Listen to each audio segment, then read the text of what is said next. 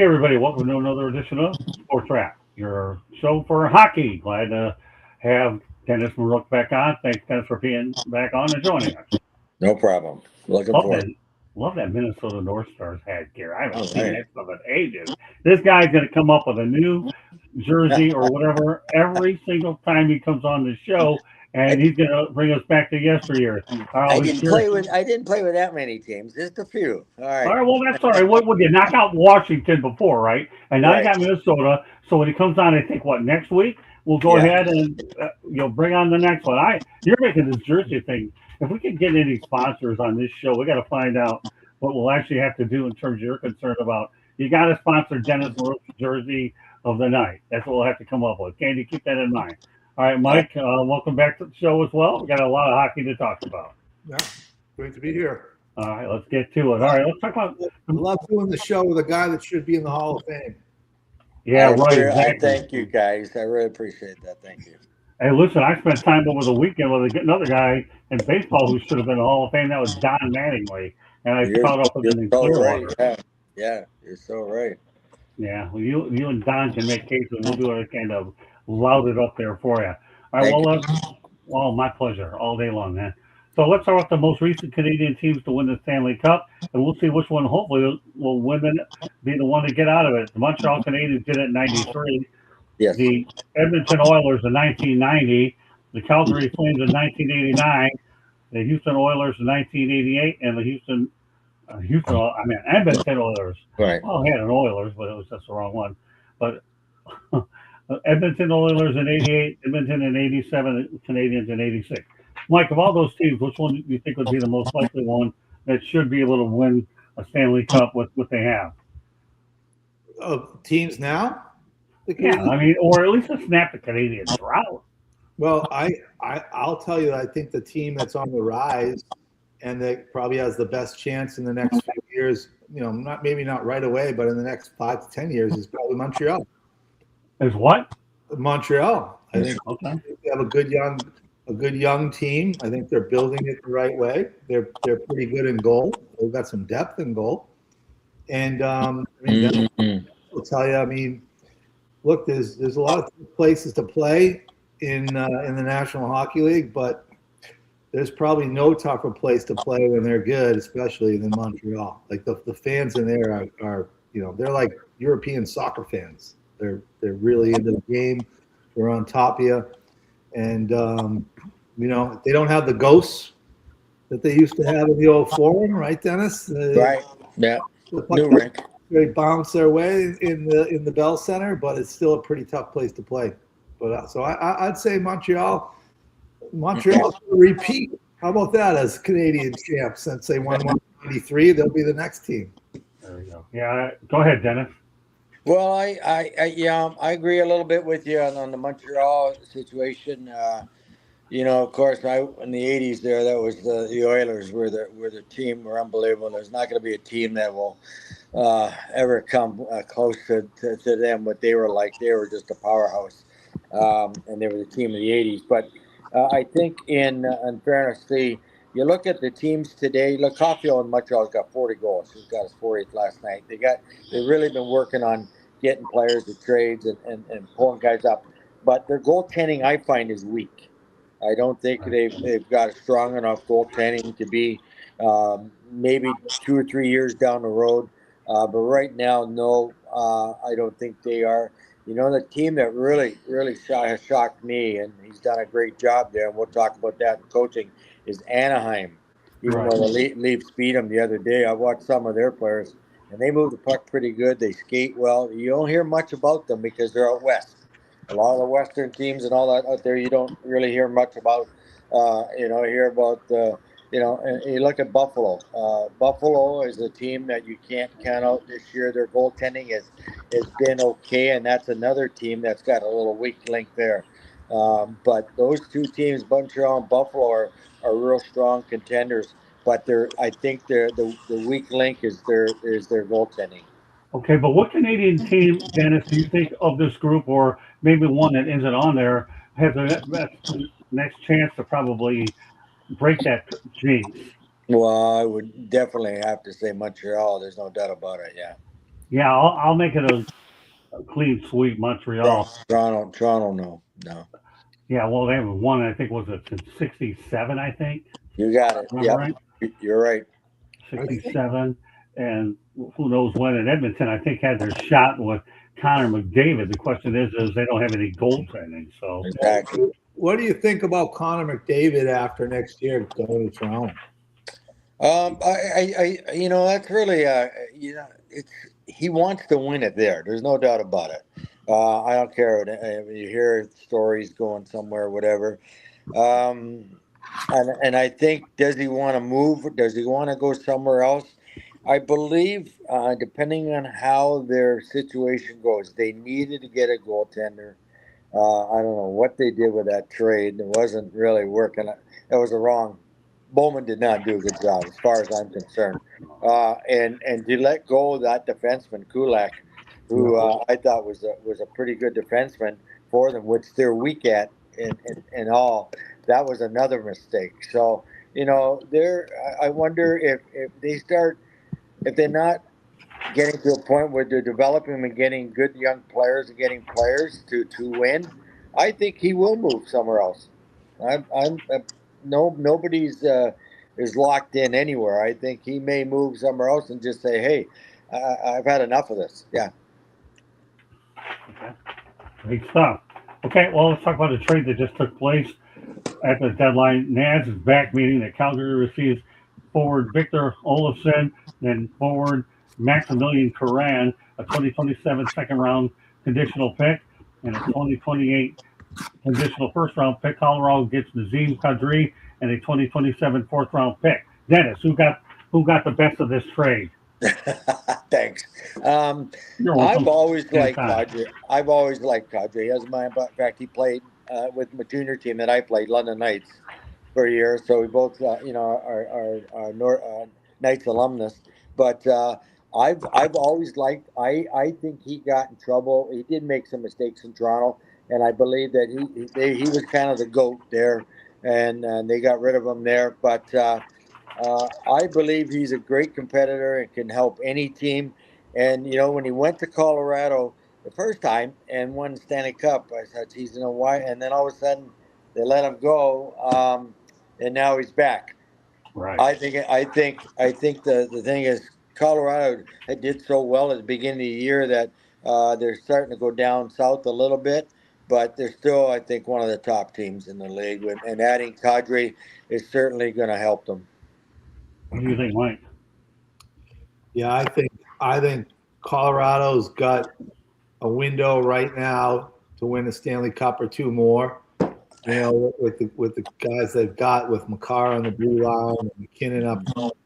This is a guy they had success with a couple of years ago. He obviously fits into the way Bednarz wants to play.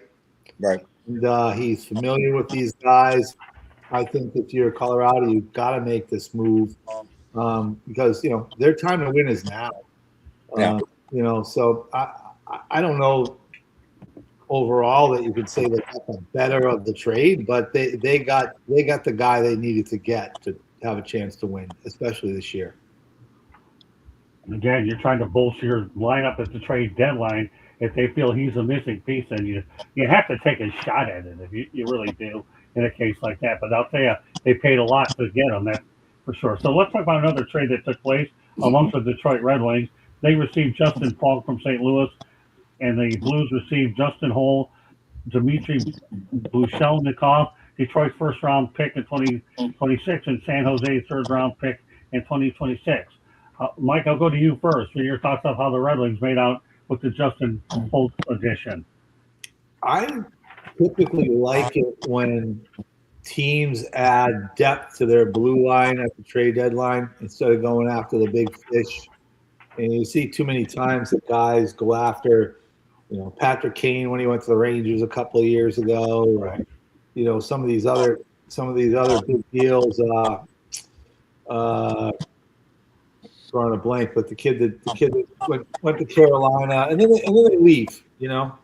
But I usually like teams that add depth to their blue line. I'm just not a big fan of Justin Falk. Okay.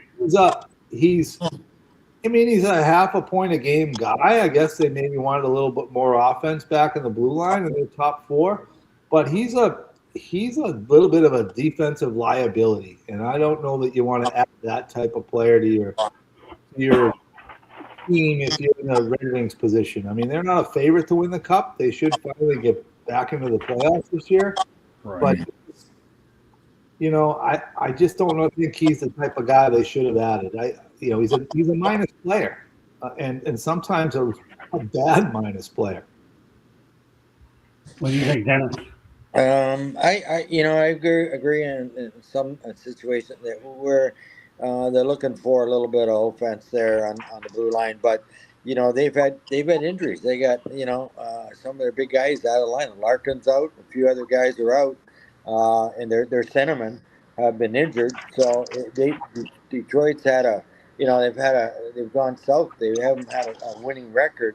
They've kind of calmed. They went on a roll there for a while, and then they got those injuries. So to make that trade, I think that was more to get not a experienced defenseman who's been around the league, who can move the puck, who can produce on the power play and things like that. Yeah, you're right about the defensive ability, but he's not bad. They've got their goaltending. Gibson has been unbelievable for Detroit, and if they can sustain some more, not get any more injuries, and get those guys back, I think they'll get in. If they don't, I think they're going to scramble to get in. Yeah, I think I credit Steve Eiserman for making the move to at least be aggressive and show the Detroit fan base that you're willing to do it. And I understand that they got him through next year as well. So Eiserman was not looking for a rental at all. So, But the main thing is they got to get some of their players back, and I know Dylan Larkin is out as well. So you yeah, have to. Patrick King got him a lot of points the other day, but they have to get right, and the injuries are coming at the wrong time. But I give Eiserman credit for at least making the move anyhow. Speaking of the Wings, let's talk about the fact that they traded Elmer Soderblom to the Pittsburgh Penguins in exchange for a 2026 third round pick, which happened to be the San Jose Sharks. Well, this is an opportunity, though, Dennis, for Soderblom to finally get some playing time in Pittsburgh. What are your thoughts about this guy? I think he's like 6'8", 6'9". He's a big player. I think wish I was 6'8" when I Oh, played. me, I buddy. think I I hear probably you. still playing. I'm 5'8". Never mind 6'8". Yeah. Yeah, he's I a big don't know. kid. I don't know a lot about. I know he's from Sweden and all that, and I've seen him play a little bit. I don't know a lot about him. I'm questionable. I'm not a big. How do I say it? The GM in Pittsburgh. I'm not big on him. Dubas. Um, Yeah. yeah, I'm not big on him. So whatever moves he's made, I don't I don't go along with them. With this one here, yes, it'll give them a chance to play in Pittsburgh. But then look what they got on the blue line. I mean, look Right. what they got too. So they got Carlson, they got Letang, they got. I mean, how much ice time is he going to play? So. I questioned the trade at first, and then, but hey, he's going to a team with some pretty good hockey players, so maybe he'll learn a lot too. Exactly. That was where I was going with that. And Yeah, they haven't been in the playoffs in a while. If you send a guy like him with potential to a team that's winning, let alone with a decent coach, maybe there's a chance he'll be able to have a fresh start and be productive in that environment. Mike? They had this kid for 4 years. He couldn't really crack the lineup or stay in the lineup. Right. I mean, yeah, he's a monster size wise, but he's not intimidating anybody. yeah, He also isn't putting up any points. I think Steve Eisman's just like, okay, he's not going to be a guy for us. And I think Dennis is right on the money with Dubas. I think Dubas thinks a little too highly of himself as like a Ron Caron professor type, right. with all of his analytics and everything else, that he's going to be some kind of mad scientist and turn this guy into something that he's just not going to be. Okay. Well, that's I think fair. the only way things will work out is the veterans, the older guys, work with them and help them out. That's the only way I think things are going to help. Well, I guess we'll find out in due time. All right, let's continue. Right. Let's continue to roll here. Here's a guy we should all be familiar with, and he's certainly a good friend of mine. Longtime Red Wings broadcaster Paul Woods will retire at the end of the season. Woods has been a part of the Red Wings radio team for over 40 years. He started with Bruce Martin, and now he's with Ken Cal. Dennis, let's go to you. Paul Woods is certainly one of the nicest people around, and he played the game at a decent level for the Red Wings. Do you have any recollections of Paul Woods? Oh, I remember Woody. Believe I played junior against him too. I Oh, think we're did you? about the same age. I think we're about the same age, and played against him, of course, in my professional career. And what a great man. I've met him off the ice. I've been involved, in interviews and stuff like that. But I really believe that he did a wonderful job there in Detroit. Yeah. Not only as a player, but as a color commentator and all that, and doing that there in Detroit. And I just wish him all the best. I don't really know him personally, just to talk to him, but I do wish him all the best in his retirement. Oh, I used to see him all the time at Red Wings games. We would There you sit go. down and eat dinner. Well, as a member of the media, though, Dennis, and we would have a lot of fun. We'd say, "Give me some interviews when I needed them," and I'll tell you, you can't ask for a nicer Right. person in this business than Paul Wood. You know, and I had a lot of good memories with him. Not only interviewing him, but we would eat all kinds of meals together, and just he would always ask how I was feeling. And I'm glad he'll be able to utilize retirement. Mike. Well, you know, I certainly know who he is. I know he played with the Red Wings. I didn't really have a chance to listen to him as an analyst because I'm not from Detroit. And in the modern era, most of the time when I'm going to talk about the Red Wings, I'm able to do it on TV. However, I do like analysts that played in the organization. And that's something that doesn't seem to happen as much anymore. But back in the 70s and the 80s, these analysts on TV and radio were usually guys that played for the team. Right. And they know the organization and they're company guys, so to speak, right? And to me, that's what Paul Woods was. He was a Red Wing through and through. He played for them. He was a captain Right. for them. And that's the type of guy you want to listen to as an analyst. Yeah, look at Mickey Redmond. He's still there, right? Yeah, Exactly. he is. Look at that. To me, those are the guys, as a hometown fan, you want to listen to. I think too much today, we've got these guys who are broadcasting games. Sometimes they're not even the analysts, and all they want to do is talk and tell you how much they know. And I don't want to listen to the play-by-play guy tell me things about the game or what's going on. I want to listen to a guy that played the game, and particularly a guy that played for that same organization. Yeah, good point. Yeah, good points for both of you. All right, well, let's talk about our feature topic of the night, and that being the fact that new head coaches around the NHL. You have Joel Quenneville, for Anaheim, Marco Stern for Boston, Jeff Blashill with the Blackhawks, Chicago Blackhawks. You have Glenn Gulitson for Dallas, Mike Sullivan for the Rangers, Rick Tocchet with Philadelphia Flyers, Dan Muse for Pittsburgh, Lane Lambert for Seattle, and Adam Foote for Vancouver. We'll go to you first, Dennis. Which one of these, give me 2 or 3, stands out to you? It just seems like it's a big circle. You get in as a coach, you get hired and fired. You're in that. Once you get in that circle, if you get, no matter how good or bad you do, you'll get another job somewhere. And if you look at a lot of these new coaches that have gone to other teams that have already coached in the NHL with other teams, I'm more concerned about the newer guys like Dan Muse. I think Ryan. Well, I can't pronounce his last name. Warskovsky in San Jose. I think the guy in Utah, and then Calgary, Huska. I mean, there's what five guys that haven't coached in, or 4 or 5 guys that have not coached in the NHL, which I think will be nice to see what happens with them, how they do. And of course, it doesn't happen overnight. They need some time to, get their systems and all that going on. But all the other guys that like Quenneville's won Stanley Cups in Chicago, and he's in Anaheim, and that's what I was saying. He's really got those guys going pretty good. You look at Bonus. Where's Rick Bonus? Yeah, he's been around for Mm-hmm. so long, right? And then you've got Guggs, and he's been around, assistants, all that. Lindsey Ruff, back in Buffalo. So these guys have all coached, so they're in a. I'm working to see what will happen with these first year guys that have never coached in it and how well they'll do. That's my theory, and I don't think any of them right now are really lit the light up.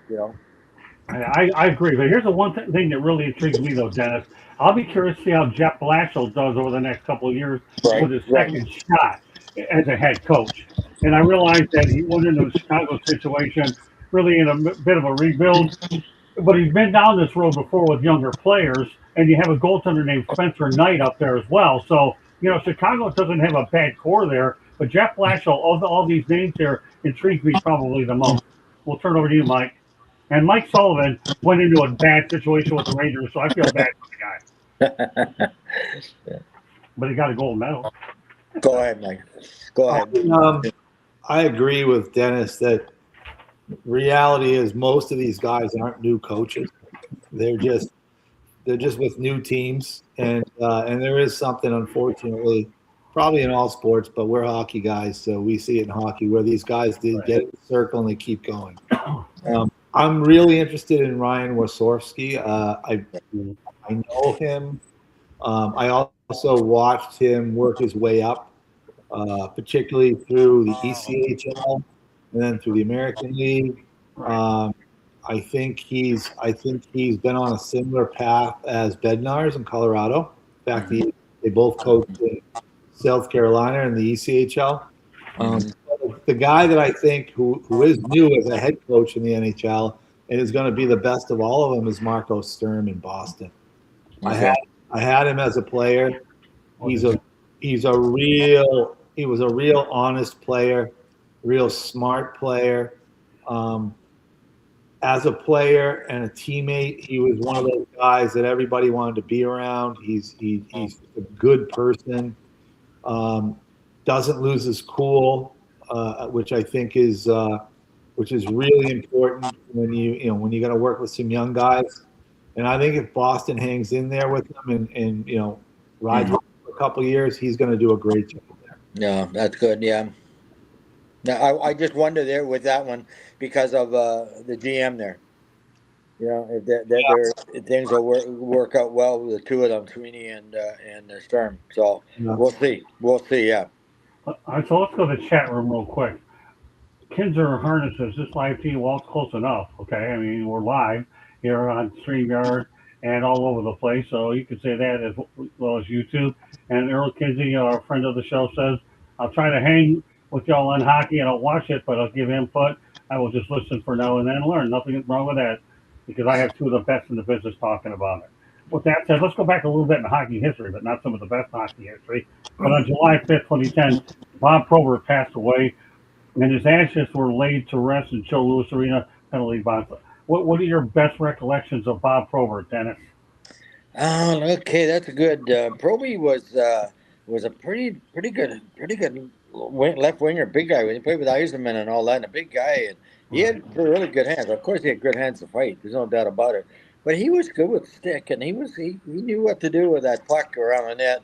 And just he had some off ice situations that we could go. I had a bunch of stories. I did a bunch of charity events with him after he was done. I was done, and I ended up calling him Phantom. I gave him the nickname, not Proby, Phantom, because he always come to me. He goes, come on, meet me down in the library. We'll go to the bar. We'll go to the pub, and hang out. And we go to the pub, and 15 minutes later, he's gone. He's gone. He would just leave. And so I talked to him the next day, and he said, I didn't like it. I said, why didn't you tell me? He said, I didn't want to bother you, blah, blah, blah. So I would leave. So I nicknamed him the Phantom. And I was with him a month before he passed away, and in an event, and we had a great time. He was a gentleman, off the ice, but he had some situations that I could tell you a lot more stories that went on. With Colin Campbell taking care of him and all that kind of stuff. when he was in Detroit and what happened at the border. But I don't want to get into all that kind of stuff. I look at the way he played on the ice, and of course he was one of the top fighters Right. ever in the NHL. Of course, wouldn't back down from anybody, and but I really looked at his performance. He could perform on the ice as a hockey player. Well, him and Joey Kosa were two guys you didn't want to get around. I mean, Of if you course didn't have not. Kohler to work around, you got to deal with Joey. And Kosa was as good as they get. And let's not kid ourselves. Everybody knows it's not, and I'm saying it, not you, okay, Dennis. He did have challenges with alcoholism and things like that, and that's a disease that people have to literally take. Don't take it lightly. I mean, it's just unfortunate, but God. But again, in hockey history, it's hard to believe that it's been a little while. What 15 years or so that Proby's been gone, and he'll go down as certainly one of the most intimidating and better fighters in the game in the NHL. Right? Yeah, he was a better than good hockey player. Yeah, He's a guy, if he had the opportunity to play regularly, was back in that era a 20-goal guy. yeah, And that wasn't an easy thing to achieve in the 80s and in the early 90s. And when I say if he had the opportunity, because it didn't matter who he was playing on a given night, somebody was always coming after him. Yeah. I mean, he had that target from being probably the toughest guy in the league, maybe certainly one of the toughest guys ever. And if you remember those divisions back in the day, that Norris division was Chicago, St. Louis, Detroit, Minnesota. There were some tough guys up and down every lineup. I mean, just to throw some names out, yes, St. Louis had, Tony Twist and Kelly Chase and whoever else. And, Chicago had, man. That was the Chuck Norris division. Yeah. yeah, And right. so, Mhm. so he almost didn't have a chance or didn't have the chance that other players did to show what kind of a player he was, because every night somebody was coming after him. Right. And of course the demons, that didn't make it any easier for a guy that had to get away from that stuff, away from the ice, because I mean I when I was in college, Lyndon Byers, who just passed away a couple of years ago, Lyndon Byers, yeah. playing for the Bruins, and he used to come over. He was our age, so he used to come over and he'd hang around our dorm room, and I can remember the night before a game, everybody else was preparing for a game, and he would sit in our dorm room and talk to us about like who he thought he was going to have to fight the next night. Mm-hmm. That's a lot of pressure. Game in, game out. When you're not preparing for the game, you're preparing for that 30 seconds when the coach taps you on the back and you got to go out and fight, one of the toughest guys in the business on the other side. Right. And it's just different. And Proby, not that Lyndon Byers was a bad player, but Proby was an all-star caliber player who didn't get a chance to play enough because he always had to take on these other guys. Exactly. Somebody's got to do the dirty work, and there was nobody better than Bob Probert who did the dirty work. Well, and again, Dennis, I don't call it dirty. I think it's just they made it partly because of that aspect of the game, the fighting. Some of them were okay with the puck and could do something with it. Others couldn't, or couldn't, and tried to and thought they could, but you could just see it wasn't going to happen. But he was one guy that could fight and was tough and fight with anybody. But he could also, as Mike was saying, he could score, he could make plays, and he could do things that you go, well, why do you fight? But that's the way. That was part of the reason why he got there and how he survived and played a long time because of that. And you could go to the guys that down each team, and there's one or two guys that were there because of their aggressive fighting skills, and they ended up playing a lot of years. Yeah, You know what? In that division too, you're right, Dennis. In that division back in those days, there wasn't one real tough guy in every team. Those teams in that division, they had 2 or 3. Oh yeah. And there were nights where Proby would have to fight 2 or 3 different guys. Exactly. Right? Like if he had it out with Tony Twist, the second period, Kelly Chase might come after him, right? Nazem McCrae might try him. And then Sutter will fight him. One of the Sutters. So it wasn't. Right. The other thing that I just don't know, but remember, this is a guy that grew up in Windsor. Mm-hmm. Literally a few miles from Joe Louis Arena. I don't know if that was good or bad for him. Okay. Well, I don't know if anybody knew this, but his ashes were actually spread out in the penalty box over at Joe Louis Arena. Oh, was it? Okay. Yeah, when he passed away. And you know what, though, Dennis, you bring up an interesting point. And being an NFL guy, if you can go ahead and play special teams and you're have a regular position, that's your way, especially when they had 9 and 10, 12 rounds in the draft, you made the club versus the guy who played one position. And if you have guys that are fighters, like you were talking about with Probert and Kosher that were there for that particular role, then that certainly gave them a little bit more staying power. It's almost like the equivalent of a left-handed pitcher in baseball. Those are commodities, what they really are. If you can find a commodity, you move them up. I'm sorry. Yeah, in Minnesota, I played with Willie Plett.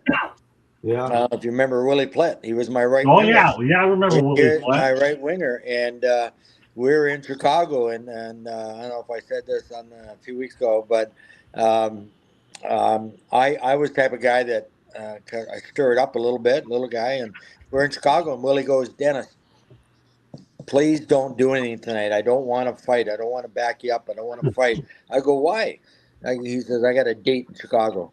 After the game, I don't want my hands or cut in my face, whatever. I got to go out with the girl. So, and then the next game, of course, he goes, okay, stir it up. I need a fight. So that's just the way things went with those guys. And he's a guy that could shoot and score as well. But his job was to be aggressive, fight and stir up and all that kind of stuff. So that's the way it was. So, Dennis, I got a question for you. I'm going to bring up 2 guys. Okay, you said you're 5'8". Is that correct? Yeah, you got it. Okay. When I bring up Dennis Polanic and Dino Cicerelli, what enters your mind with those 2 guys? Dennis Polanic? Dennis Polanic. Yeah. I'm going to get you, you son of a gun. I'm going to carve your eyes out. That's what he'd say to you on the ice. But he was shorter. He was shorter than I am. Oh, no. I'm a giant. I can eat pineapples off his head. I met him a few years ago out in Western Canada at a charity event. We had a great time chatting. He was just a tough, scrappy little. It's sad that what happened to him with Will Paymont, and that that was pretty bad. That was pretty bad. But I know Dino. Dino and I played together in Minnesota. And Dino was a great competitor, great goal scorer, and he'd stand in front of the net.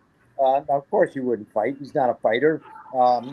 He'd use that stick pretty good if he had to, and I think that's what it was. Dennis Polanic, he was a fighter. He'd scrap anybody. He'd jump on your back or whatever, and claw you down. But that's the way he was, and that's the way a competitor he was. And that's how he got to the NHL, and that's how he survived and played a bunch of years. If I remember correctly, I think his nickname was called Super Pest. Dennis, yeah, probably. All right, Mike, want to add to this? Well, yeah, I think Dennis can speak to it because he did it. Like, to make it in the NHL at that size in any era, and you can go back to Ted Lindsay. Ted Lindsay was a wee bit of a guy, but I remember some other guys, Ken Linsman.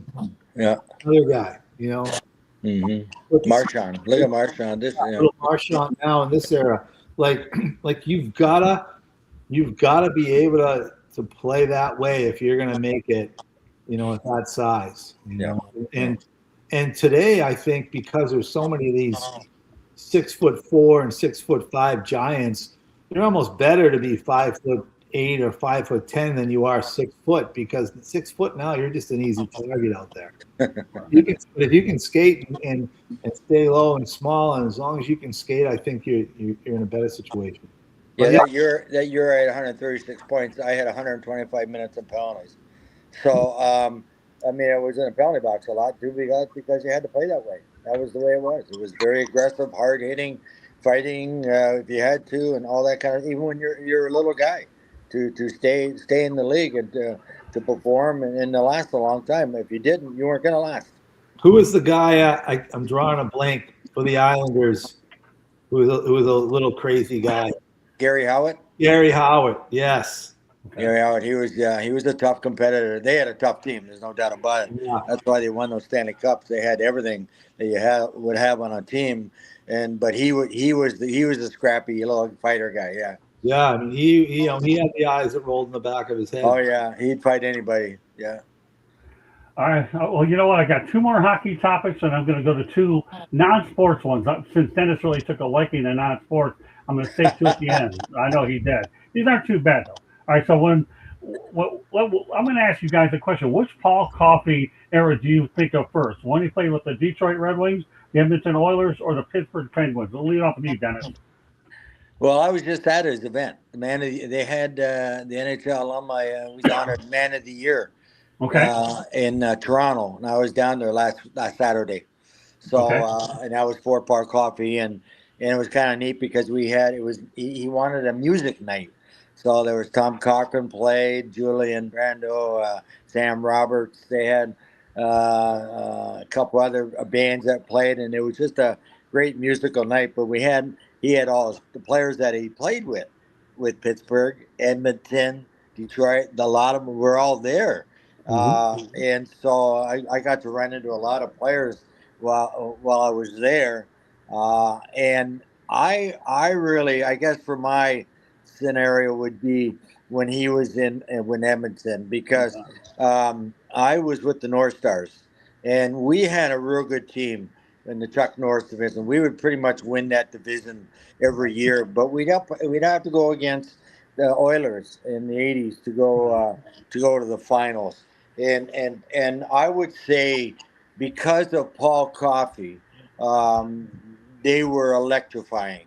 Even though Gretzky was there, Anderson was there, Messier, Curry, Tikkanen, Kevin Lowe, go down the list.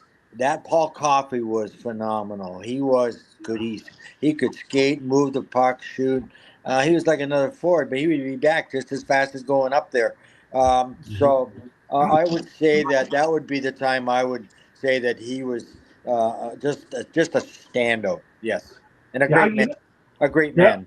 I couldn't agree more. Here's the thing. My heart would want to say the Red Wings because they were starting it around them, but I won't.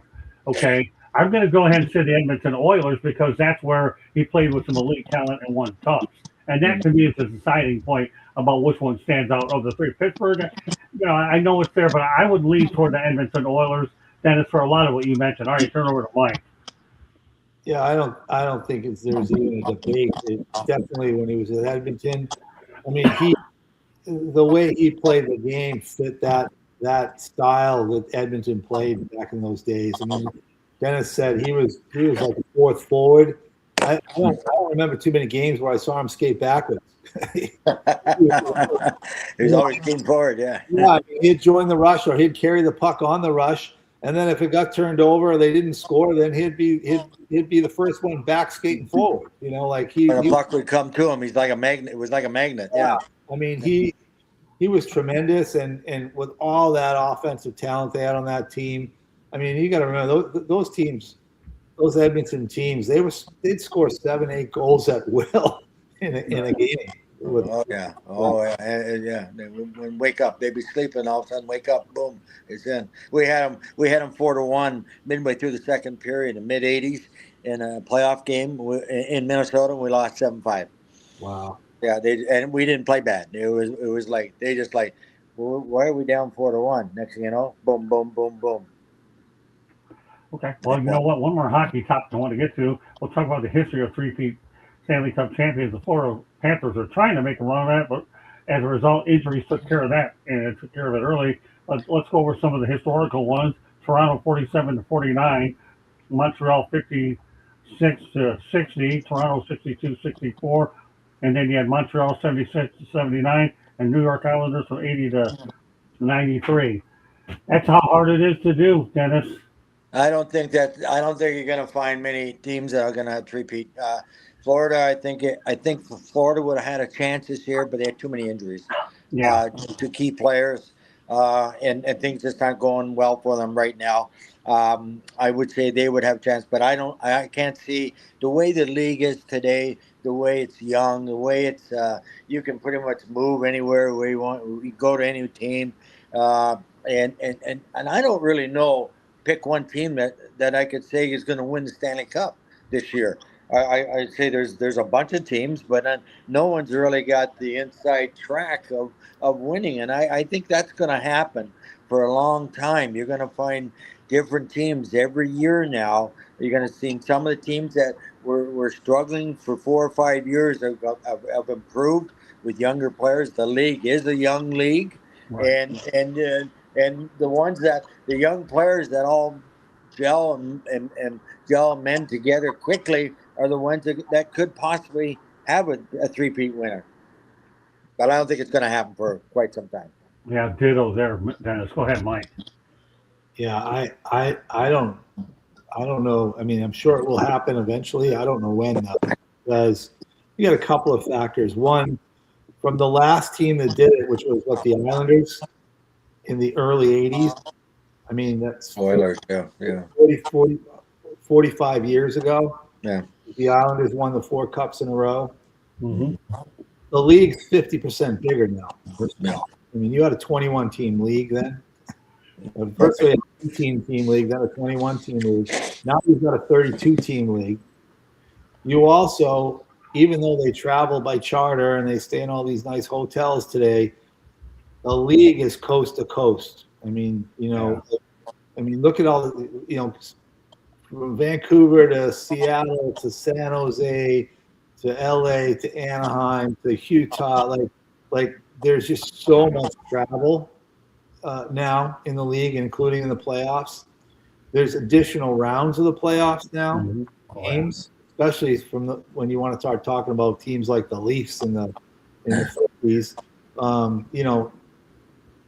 And then the season is so darn long. These guys now, I mean, Bobby Orr scored the winning goal in 70 against St. Louis, the famous photo of him, flying through the air after he's tripped. That was on May 10th. The playoffs go 2 months longer now. Yeah.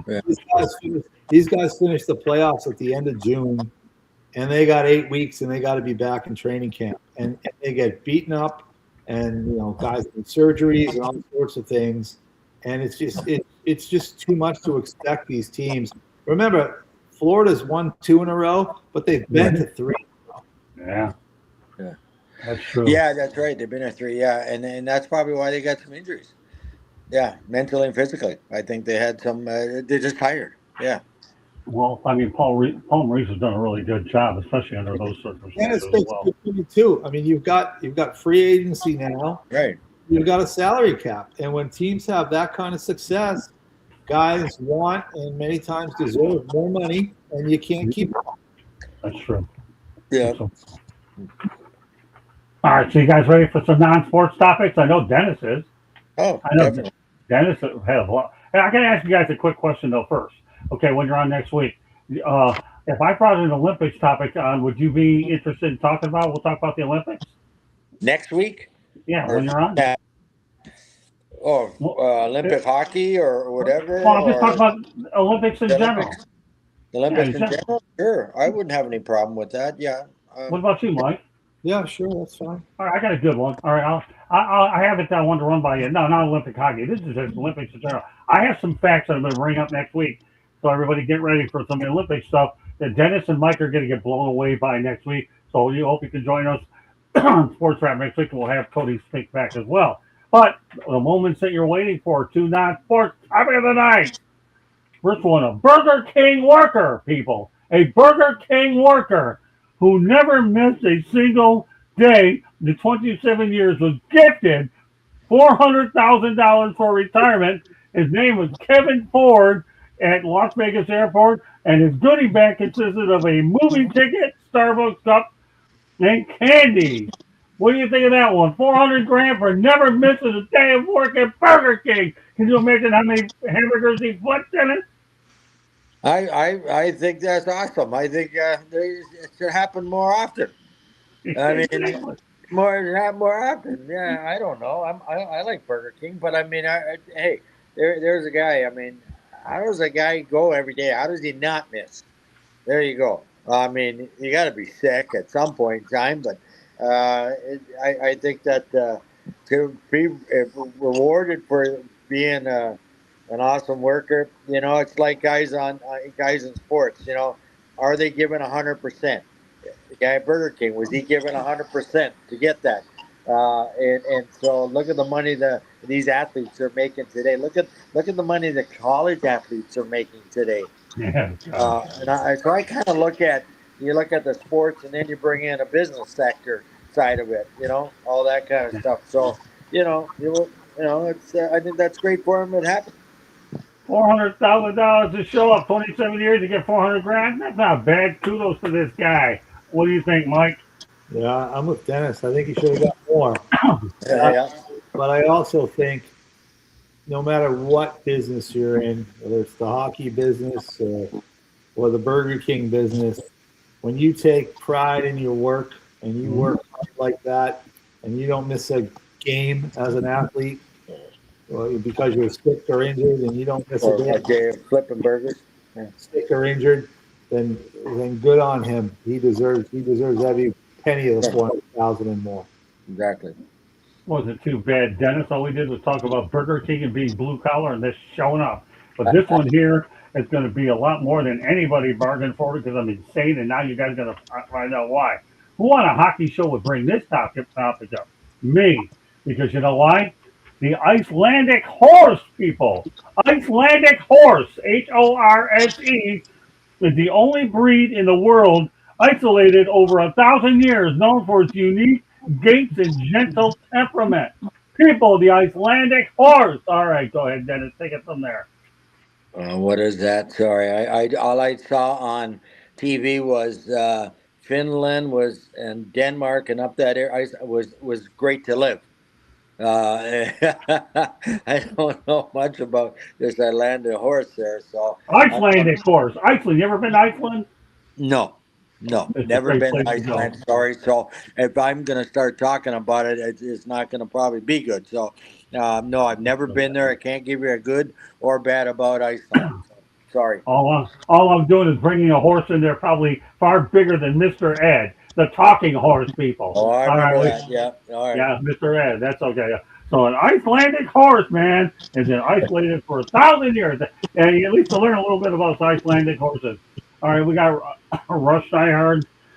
Long live the 60 goal scorer, Maruk. Respect. You got a fan out here. That's great stuff, Rush Diehard. Appreciate you being in the show. All Thank you right, very Mike. much. My pleasure. What are your thoughts about the Icelandic horse, Mike? I got to go with Dennis on this one. I haven't been to Iceland. I don't know much about the Icelandic horse, but I'm sure they're a hardy breed. So good on them. If I ever go to Iceland, I'm going to look for one and maybe I'll get a ride. Well, you're getting a tip here from your co-host here. I'm your host, and Dennis Maruk, and you are my co-host. How's that sound? We got co-host. Dennis Maruk got up there pretty darn fast, and Mike has been there with me forever. With that said, we're going to bring in Candy Epling, and she's going to give us a preview for what's going on for Fire Up. And Candy, why don't you give your thoughts about the Icelandic horse? What do you know about these creatures? I don't know a whole lot about them either, Scott. Okay.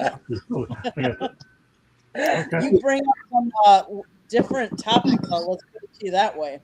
Those are non-topics. That's good. Yeah. There you go. Yeah, that'd be a good birthday present for kids. And let me tell you, we got a Motor City Mad Mouse show, Dennis, from 8 to 9 that's devoted to all non-sports topics. Oh. You got off easy with the Icelandic horse and Burger King today, man. Oh, thank you. Yeah. Thank you. Wait till I hit some of the heavy stuff maybe one of these times. I'll do that. So go ahead, Candy. I'll just give everybody a update about what's up in Fire Up, and then go ahead and give a station break. Well, I'm going to quick say that the Icelandic horse is a small and strong horse with a thick double coat, capable of thriving in harsh climates. Obviously, it has to be. And they actually are have a friendly temperament, making it a versatile riding horse for families and sports. Wow. There you go. So Mr. Minnesota North Star learned a little bit about the Icelandic horse. Yes. Yes, right. They probably could use them in Minnesota too. Yeah. Yeah. Hey, by the way, Dennis, you have a book out there you want to promote? Oh, yeah, that's that book. That thing here, right here, this thing here. No, yeah, it's there you go. Look at it. There it is. Outstanding. The unforgettable story of hockey's forgotten 60-goal man. There he is. There's been 23 guys ever to score 60 goals in one season, and one name they keep forgetting is my name. We don't. That's why you're. I was the seventh player ever to do it out of 7,000 hockey players that have made to one game and played one game in the NHL. Wow, that's pretty impressive. Well, guess what? We have a 60-goal scorer on this show, and he comes on every week that he can. Dennis Maruka, people. All right, Candy, you want to give us a station break and then preview what's going on Fire Up? That'll be around 9:30 p.m. Eastern Time. The South Florida Tribune Publishing Company published a book, Lessons from the Microphone, Tuning into the Enduring Wisdom of Visionary Leaders. It is written by our host, Scott, the Motor City Madmouth Morganroth. Talks about his 40-plus years in the media business and how it has evolved and changed. Go get your copy today. It's available on Amazon, Barnes & Noble, Kindle, Google, and Apple Books. The audiobook is out there, so wherever you get your audiobook, look for it, as well as a link on our website, www.southfloridatribune.com, where there is a plethora of great content, so go check it out. If you like to listen to podcasts, you can find us wherever you get podcasts. If you want to be a guest, or if you want to sponsor a show or advertise, or you want to be on a show, email us at southfloridatribune@gmail.com. Last but not least, if you see the red subscribe button in that lower right-hand corner, that means you have not yet subscribed to us. Well, what are you waiting for? Click it, like us, share us with all your friends and family, and then turn on your notifications so you're notified every time we go live. As far as Fire Up, we will be talking a little bit about the World Baseball Classic and what happened to USA. We'll talk a little bit about free agency in the NFL. Opening day for MLB is next week. A little bit about March Madness and what's happening in my town. Okay. With that said, Mike, how about letting everybody know how to get a hold of you and give some information about hockey operations? You can reach me at msantos@hockeyoperations.org. And be happy to talk to anybody about what's going on in the world of hockey, not only in the NHL, but all levels. This weekend, we've got some big-time Division I college tournaments that'll determine who's in the NCAA field. So a lot of good college hockey going on this weekend. And Dennis, any other information you want to? I know you're on here a few times a month now, so that's one place. What's that? What's that? GMTA? What's that? Great men think alike. GMTA. Oh yeah, look at this guy. Great men think alike. I love it. Great men. There you go. I love it when guys like him go out there remember my acronyms. Go ahead. Hey, Dennis. next Thursday I'll be in Michigan. My grandson's got a hockey tournament.